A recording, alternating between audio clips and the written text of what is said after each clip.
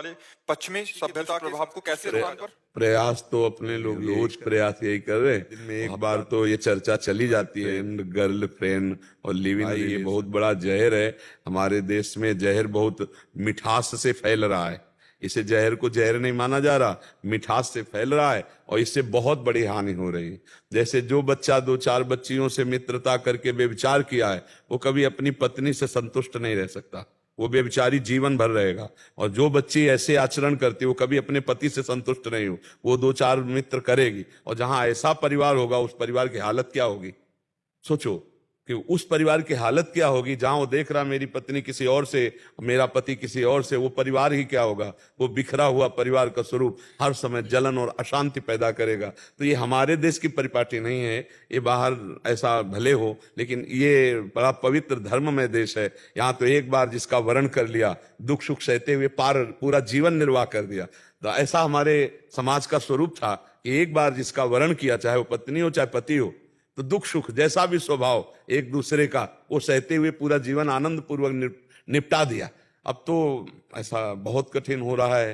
हाँ, अब मान लो 4 जगह ब्रेकअप हो गया, अब जब उनका ब्याह होगा तो वही अभ्यास है, तो पति से ब्रेकअप नहीं होगा फिर और तो ये जो हमारी समाज में दूषित भाव फैल रहे, इनको हमें लगता है अपने बच्चों को समझाना चाहिए और अपनी भी आदतें सुधारनी चाहिए।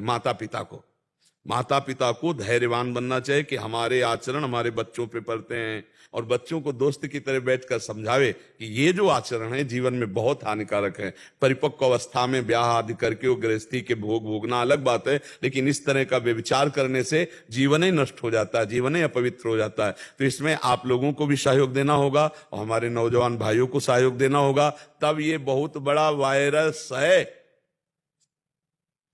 कोरोना वायरस का तो वो बन गया, अब वैक्सीन वो उसके, लेकिन इसकी वैक्सीन नहीं बनी, इस वायरस की है वैक्सीन।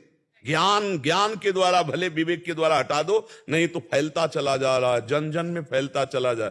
अब कितना गंदा है लिव इन रिलेशन शब्द, जो उसका भाव है कि महीने 2 महीने आप किसी भी स्त्री पुरुष के साथ रह लो और इसके बाद कह दो कि हमें पसंद नहीं आया।